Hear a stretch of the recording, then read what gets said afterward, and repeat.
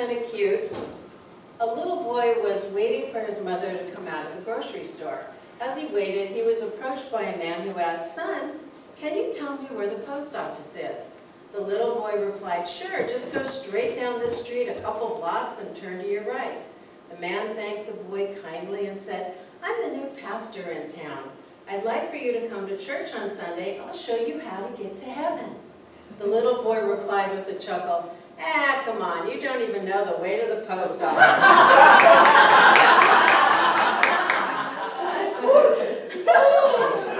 I know, is that cute? Because I always I have a joke file, okay? So if you ever have like jokes you want to give me, please give them to the Rev, because I have a joke file. So it's like about that thick now, and I'll open it up like a book, and there that one was.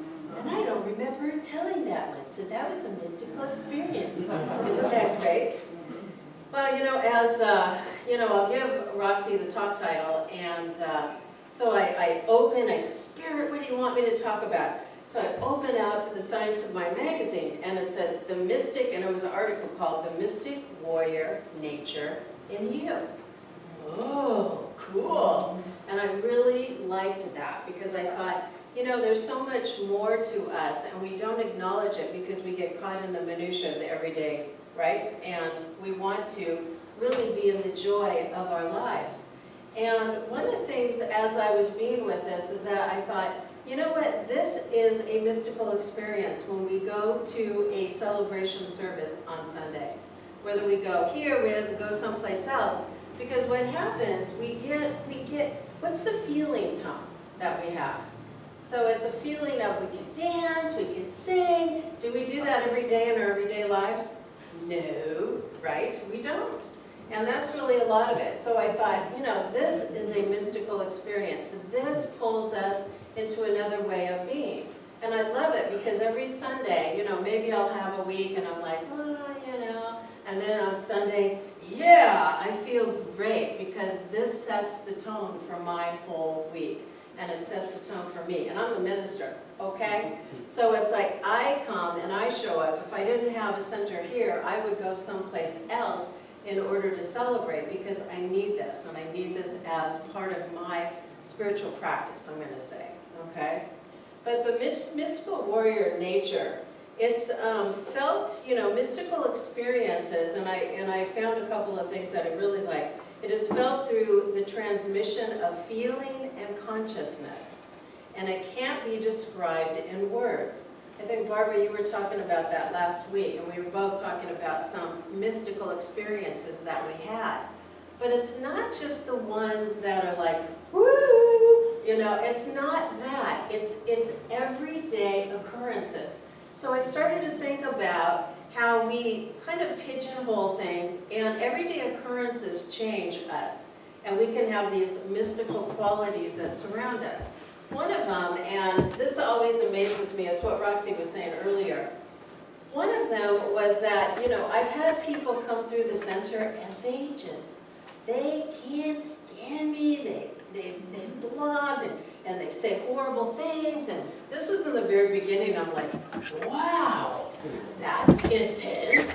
And at first I got really upset and I get really, oh man, that really bothers me. And then after a while, there's a man named Jim Dreber, and he said, you know what, Rev Maryum, you are going to pretty soon let this go over your head.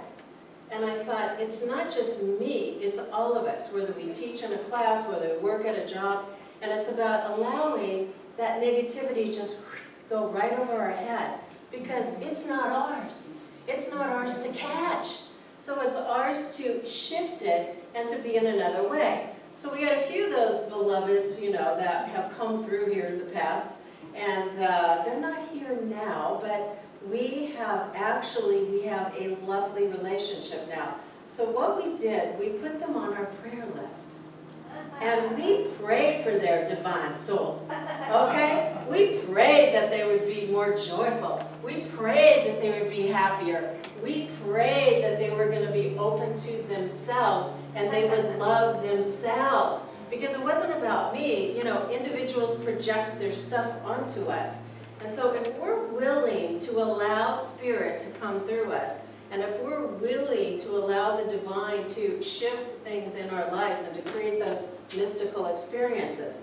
So this one person that, oh my gosh, 2 years I think, 2 years later, this individual showed up, and this person was my best friend now. I mean, they were screaming and yelling at me 2 years before, 2 years later, after all the prayer, all of the things, now that individual was my best friend. It's me. And I'm like, dang, this is a mystical experience. You know, and I really, really felt the love of God, you know, feeling that and having that happen. How many of you have had that happen? You have somebody that's a horrible nightmare in your life, and then all of a sudden you prayed on them and you let it go, because if we hang on to it, hanging on to our anger is going to cause them to, as Daryl Lynn said, if we're like, oh, that man, that person is a horrible, horrible, awful individual, we're going to continue to affirm that about them, yes? So would you rather have the mystical experience? I would. So I would rather hold that truth for myself. I had a gal, I had this happen at work. I had another friend, oh, this was the best, this is a mystical experience. She hated her job, So I was teaching her, she was doing Pilates, personal training with me, and I said, would you be willing, here, I'm gonna give you an amethyst, just as an anchor for you. And I said, what you're gonna do, how would you like your job to be? Well, I wanna have a loving supervisor. I wanna have more money. And I want to have respect at the workplace. I'm like, okay, that's very doable, because she was not having that. You know, the supervisor was horrible. The coworkers were making fun of her. You know, it was kind of like that scene in The Secret. So not more than 2 weeks later, and she had a belief. You know, she didn't believe in prayer and all that, but I figured I'll give her the amethyst. She could pray on that. So anyway, so she had this amethyst, and I said, you know, this has mystical qualities to it. And she said, really? And I said, but now you have to infuse it with your energy. So all I was telling her is to affirm the positive, right? So anyway, I gave her the stone, and I said, now what you need to do is just go bury it in the ground, you know, ground it, and then you're going to cleanse it and bring it to your office. She did. So 2 weeks later, I think it was 2 or 3, maybe it was 3 weeks, but she was transferred out of her department, okay? She was given a supervisor that adored her, that appreciated her expertise like you would not believe. And then, because she had been driving herself, and it was a long ways away, I think her commute was an hour and a half to 2 hours, no kidding. She found an amazing ride-share opportunity, and the people in the ride-share were fabulous. Now, do you believe, is that a mystical experience? Yeah, because that's what we affirm, and that's what we teach here. So it's our soul's capacity to be aware of ourselves and to allow ourselves to open up and to be more connected to the divine. Because there's always that divine urge, isn't there? There's always this, and I'm sitting on my couch this week going, well, what's going on? I'm being guided just to be. I can't be, I'm an Aries. And so, you know, and I realized that the more, and one day it was so hard, I felt guilty, and I'm like, well, that's a choice. So I just allowed myself to relax all day, right? How many of you can actually relax? Okay, good. I am so happy. But for me, so I relaxed all day, and then the next day, I felt wonderful. It was fabulous. So sometimes the mystical experiences aren't like these big, woo, burning bush. It's not that. The mystical experiences are about being more present to who we are. So I found this really cute, a little blog that this gal wrote, and I thought, this is so great. So she says, 10 signs, and this is normal stuff, 10 signs that you are mystic. Personal experience is more important to you than doctrine. Mystics want to experience divinity, peace, the universe, God, Goddess, Allah, whatever, enlightenment, or in other words, and in the other words you like, themselves.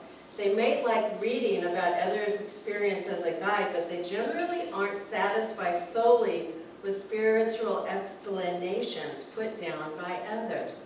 I think I'm going to now start reading you what we believe in science of mind, yes? Okay? You won't take "because I said so" for an answer. Does that sound like us? Because we are unique individuals. In this teaching, we don't have hundreds of people come to this teaching. You want to know why? Because we are unique individuals. And we also practice, and we practice, and it's not an easy practice, is it? It's being present.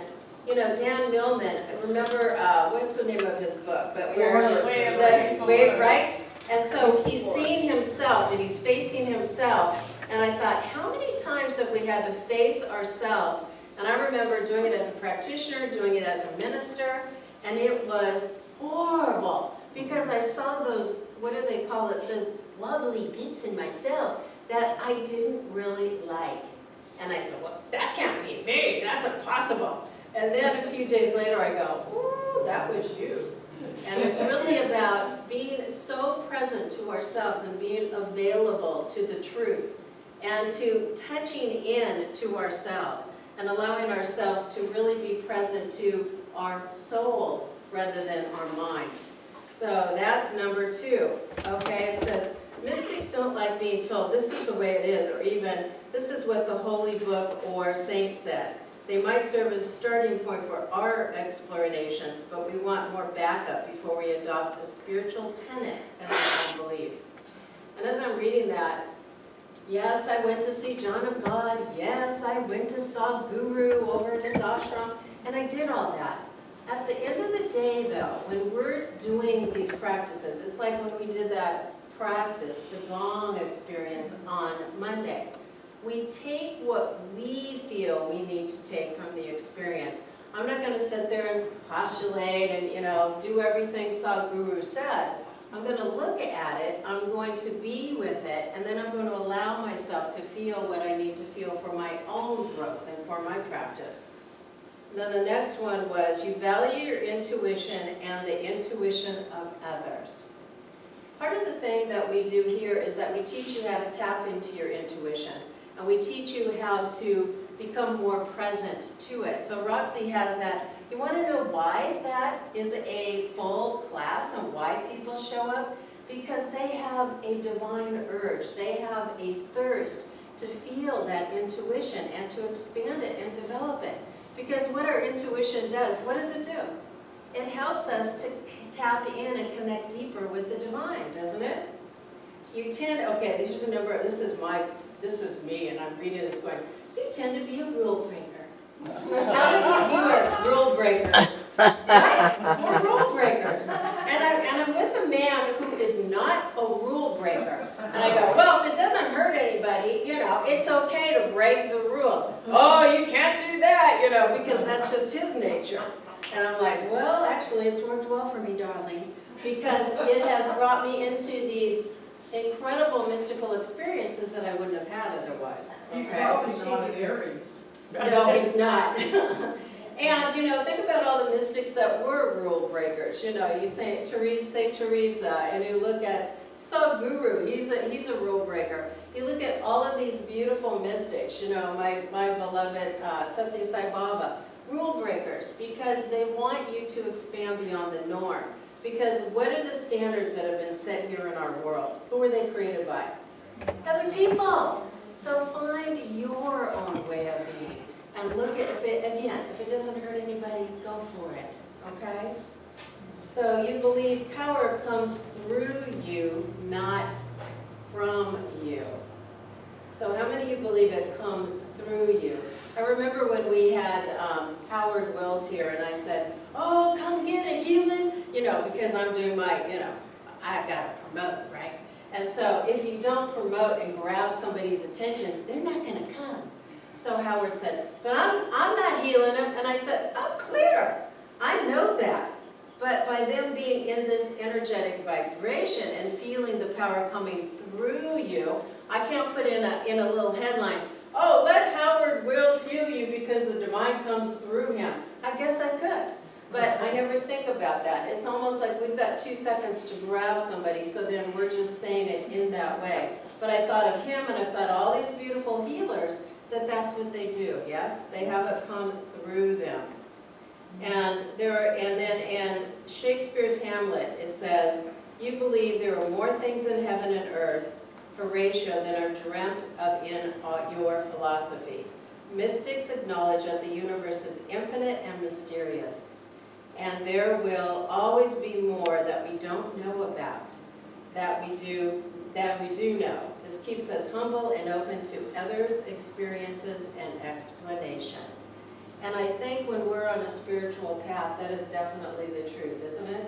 Yes. It really is, and that's what the whole deal is. So when you look at mystical experiences, it's a feeling tone, but it's also being present here and now, being positive, being joyful, being like you said, Barbara. And it's around allowing ourselves to feel the joy of life. I have a dear friend of mine, and you would think that she would be sad and upset because she had a sister who died of cancer. Okay, not more than 2 years later, her brother committed suicide. Driving in the car with her father, he threw himself out of the car. Now you think that this would have put this person over the top and gone crazy. It helped her to go deeper into herself in order to be more present with the love and the joy of God. And she is one of the most joyful people I know. The last thing that happened, and here's where I'm really encourage you to look around you and in your life and be present. I was having dinner with that person yesterday, and she looks at me and I said, "So how's the visit going, with your mom?" And she said, "Well, I didn't tell you guys this." I said, "What?" She loves Kuan Yin. This person loves Kuan Yin. Kuan Yin is the goddess of compassion. And she's I would call her a female Buddha. So she looks at me in the eye and she said, "Well, Kuan Yin told me to take care of my mother, don't send her back to where she was living, because there is so much love and compassion here that we are the ones that are to be with her." And she said, so I had a Kuan Yin moment, because she was adamant about sending her mom home, because her mom's a lot of work, I'm just going to put it that way. And she has been to the emergency room probably in the last 6 months 20 times, okay? So that's it. And then I said, so how do you want it to be? Pretty much what you were saying, Darylyn. How do you want this to be with her? And she said, well, it's almost like my daughter and I are held in this loving compassion, and that we're having that come through us. And I'm getting chills right now. And we're putting that into our mom and her grandmother. And I thought, wow, isn't that gorgeous? So she's calling it a Kuan Yin mystical experience of guiding her. And her mom may live 10 more years. She's clear. She doesn't care. Because part of being in a mystical warrior and being in that nature for us is to surrender, to allow ourselves to be present with what's so. And that's the hardest thing, isn't it? Because we all want to do something. We want to make it happen. We want to make it happen. And when we allow it to let go, I started worrying about something last week and I go, well, has that done good? You good before? No. Okay, you got to let it go again, yet again. That's part of the mystical nature. That's part of us.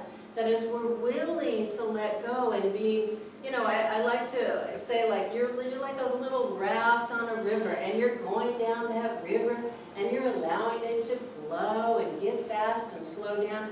That's our lives, all right? That's our lives. And we can't pigeonhole it. We can't make it perfect. It's just the way it is, yes? And as we know that, we allow and know that the divine love of God is always moving through us if we just allow us to be that conduit. And allowing and allowing and allowing. So when I'm feeling really not great about myself, okay, I'm not feeling great. Come on, God, do me. So that's really it. Because that's what I need in that moment to shake me out of my head and get me into that beautiful, loving essence of spirit. So here's a quote from Meister Eckhart that I loved. The eye through which I see God is the same eye through which God sees me. My eye and God's eye are one seeing, one knowing, one love. Isn't that gorgeous? And I loved that. And there was one other quote that I found that I thought was so beautiful, and I want to close with this. And we're going to do, of course, an affirmation. Okay, so this was something somebody wrote. I know who you are, I know who I am. I know the truth and the meaning of love. God is singing within your heart, breathing inside your breath, more close than a hand within a glove, or a thought within the head. If you listen, my friend, with an open heart, you will know this declaration's true, the truth. You forget some time ago the surprise, the revelations. You wrote this poem, yes, back when your heart was filled with ecstasy, blind drunk on the clear wine of love. Isn't that great? So I have an affirmation that came through that we're going to close with. My life is a mystical experience, and I am one with the divine. All right? So let's say that. My life is a mystical experience, and I am one with the divine. And so it is. Woo! So thank you, beloveds, for being here. Awesome. And we're going to have a song from Ije, which I know is mystical, because every time, every Sunday, these guys come up with the best music that fits. And that, to me, is living in the mystical life.